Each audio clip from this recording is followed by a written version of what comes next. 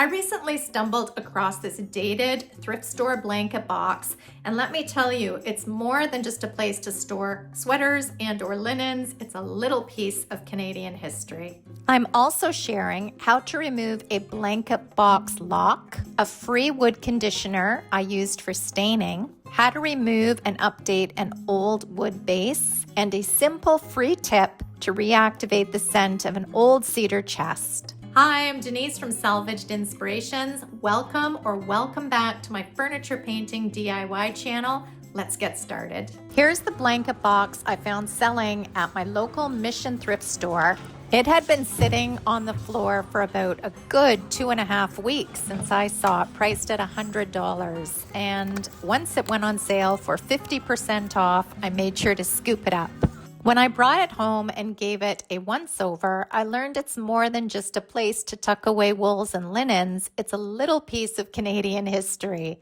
Tucked inside was a perfectly preserved label from, I'm not going to pronounce this right, Houpe Frères, a company founded in 1967 in the woodworking heart of Victoriaville, Quebec.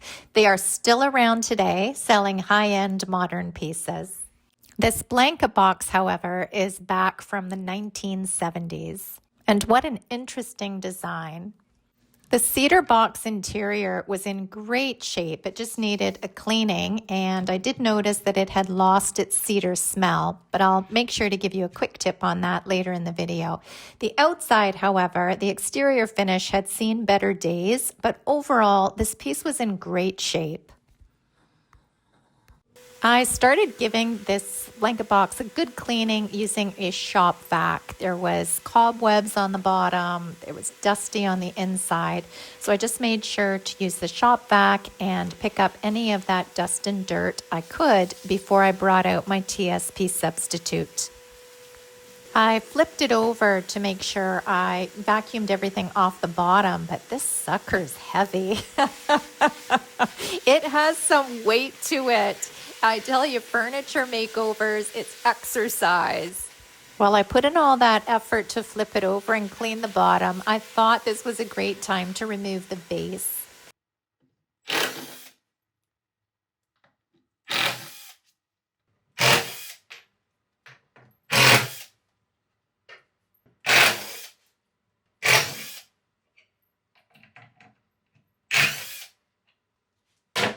Once the base was removed, I started cleaning it with my white lightning cleaner, which I add, it's a powder form, I add a little bit into a spray bottle with some water, and this is a TSP substitute, so it really gets all the grease, dirt, grime off your furniture before refinishing it. I also like using a large automotive sponge just because it makes it quicker, easier, faster. And then the big sponge is really easy to clean in the sink afterwards, so it's ready for the next makeover.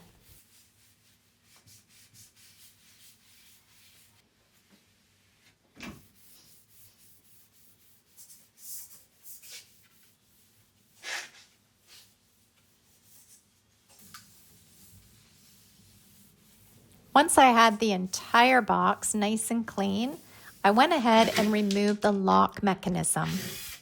If I were keeping this cedar chest for myself, I probably wouldn't remove the lock. However, I will be selling it, and I do recommend that if you're selling your furniture or these chests, it's great to remove for safety reasons.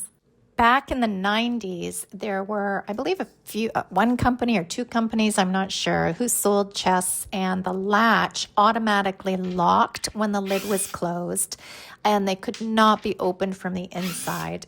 This led to a major safety recall, and I just think that people who are buying these blanket boxes or cedar chests now, they just feel much more comfortable with the lock removed. They're very easy to remove. It's just a couple of screws that hold them in, then you knock the lock mechanism out, and this does leave a hole. But this is very easy to fix with a dowel or a wood screw cover, as I did here.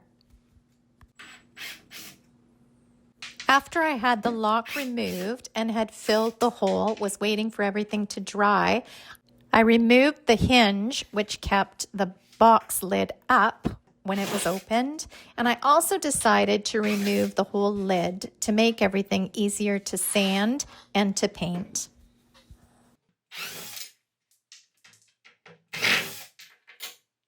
I also decided to remove the hardware right off the lid because it was a little rusty. It was looking pretty dated, so we're going to clean that up later.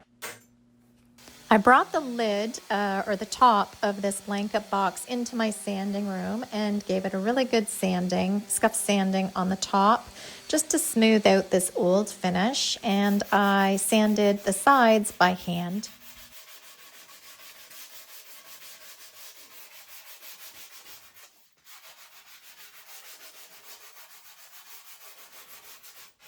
The goal wasn't to remove this entire finish, it was just to smooth everything out so the paint would lay very nicely on it.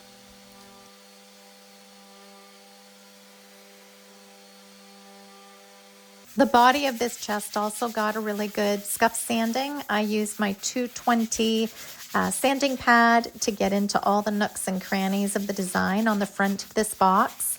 And then I used my sander to do the sides and the flat areas.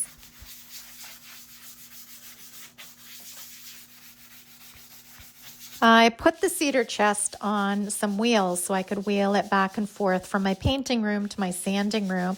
And I ended up dropping the front on the floor, which chipped the bottom part. So I had to fill it with some wood filler. And here I am sanding it down smooth. So I ended up damaging the piece and having to do this little repair. But you know, sometimes things happen. You just have to go with the flow.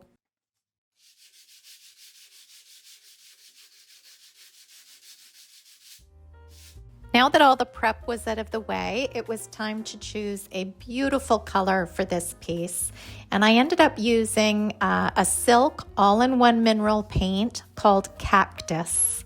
I also had a tiny small amount of Acacia green left in a jar that I added to the mix. This is a great way to use up old paints and let nothing go to waste. So it really didn't change the cactus color all that much, maybe just a touch darker. And unfortunately, I can't give you the exact measurement because again, it was just a little tiny bit I had left over.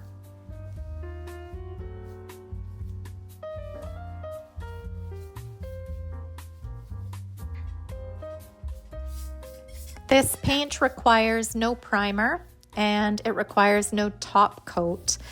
It also self-levels beautifully, so it's a great beginner-friendly paint for anybody. If you're just starting out, I highly recommend. And as usual, I'll leave all the products I use in the description box below if you ever want to try anything out. Or even if you just want to go check out some colors. They have some beautiful colors to choose from. So I kept on painting the first coat on the front of this blanket box, and here I'm using a mylar plastic sheet, rather than using painter's tape and taping off the hardware on this piece. This works fabulous. If you have some hardware that you can slide a thin piece of plastic in and just use that rather than taping it all off, it works amazing. I have tried using paper, like regular 8x10 paper, to do this as well. It works, but there's no weight to it, so it's floppy. It doesn't hold. But these plastic sheets are pennies per sheet, and they work so well and give such a clean paint line. And again, I know it looks kind of weird, but it's a huge time saver, huge.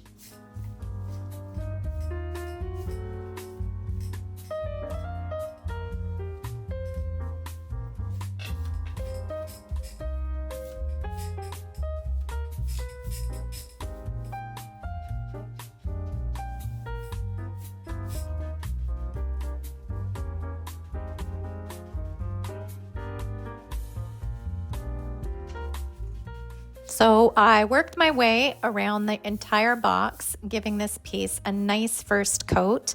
As I always like to say, the first coat isn't going to look fancy. In some cases, in most cases, it looks rather ugly. So don't let this deter you. It's just the base coat, and the second coat is where all the magic happens.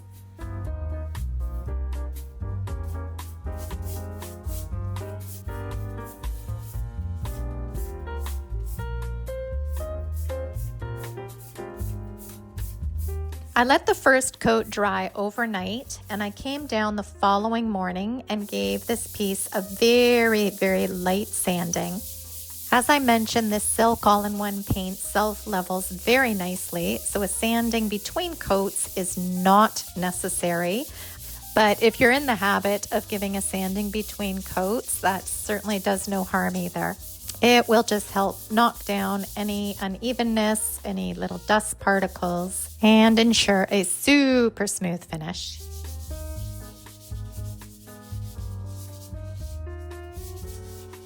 And here's where it all comes together. When it comes to painting the second coat, it starts looking fabulous.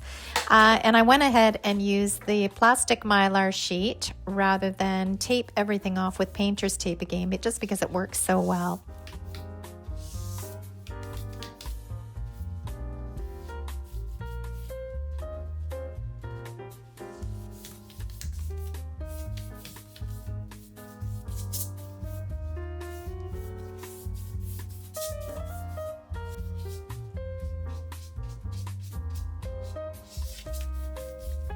And as I was adding the second coat, I decided to paint the entire back as well. We already had the tag that was on the inside lid, so the place and manufacturer, it doesn't matter if it's covered up, in my opinion. But I'd love to hear your thoughts on what you would have done on the back of this in the comments down below.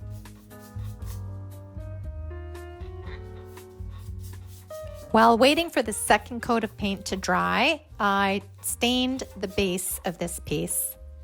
I chose a water-based stain called Whiskey Barrel. I used it on my last makeover and I absolutely loved it. So I poured a little bit onto a paper plate.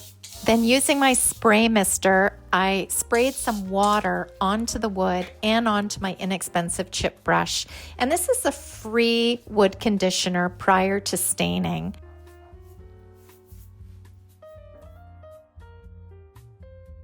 Thank goodness I had a drop cloth and it landed on the drop cloth rather than my floor. Okay, so let's try this again. The water from the water bottle mister can be used as a stain conditioner, which just means that the stain will apply more evenly when you put it over the sprayed wood. I find this, obviously it's free, it's just water, but it really makes a difference in how evenly the stain will look once it's dry.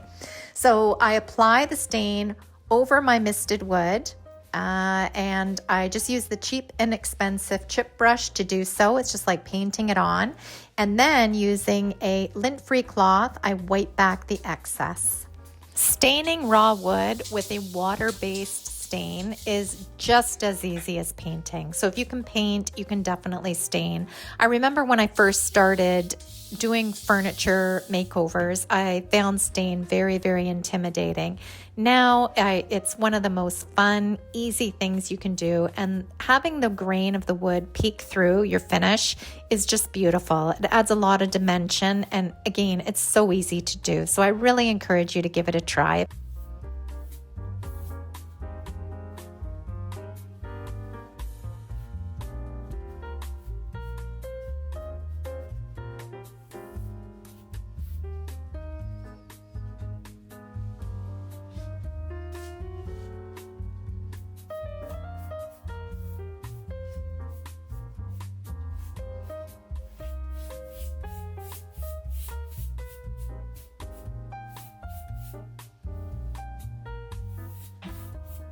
Also, water-based stain dries very quickly, so within a couple of hours I came back and added a second coat of the whiskey barrel. And once that dried after a couple of hours, I came back and applied 3 coats of gator hide top coat, which is super durable. I applied it using a sponge, which is easy to do. You just dip your sponge into the top coat and glide it over the board from one end to the other. You just have to be careful that there are no drips. So if you just if you dip your sponge, you wipe off the excess because you don't want it dripping, and then just run that sponge from one end to the other and do it in even passes. You're going to end up with a beautiful finish.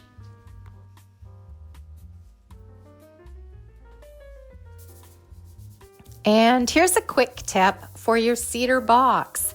If the cedar scent inside has faded over the years, you can reactivate it by very lightly sanding the interior cedar wood with a fine grit sandpaper. This opens up the pores of the wood and brings back that fresh, protective cedar aroma.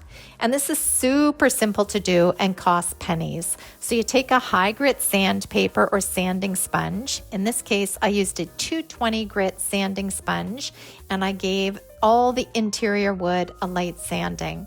Then, using a damp paper towel, you can also use a cloth, wipe the inner box down with the damp paper towel or old rag, and that beautiful cedar wood smell will reactivate right away.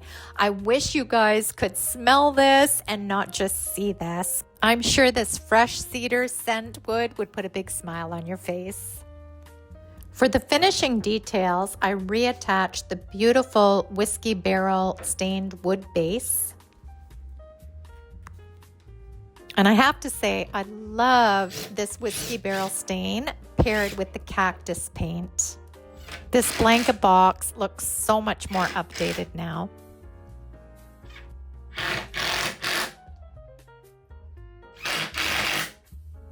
And to freshen up the hardware, I made a hinge soup to get.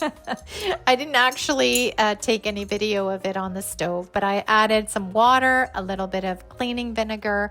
I boiled it up, and then I brought it back down to my studio, put it on an old towel, and then using a small wire brass brush, I removed all that old rust.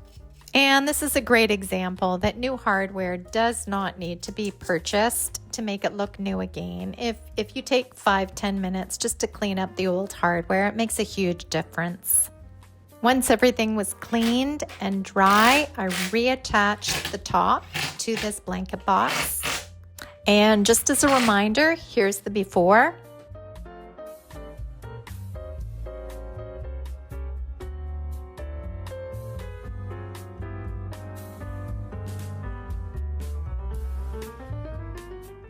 And here's the after. This dated 1970s box looks so much more updated, and I think it's ready to tell a brand new story in a new home, hopefully for years to come.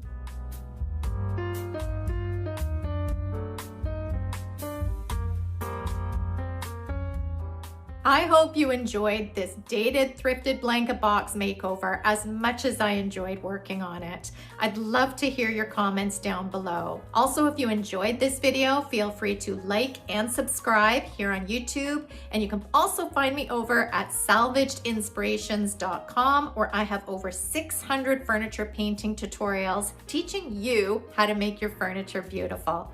Until next time, have a fabulous week. Bye, guys.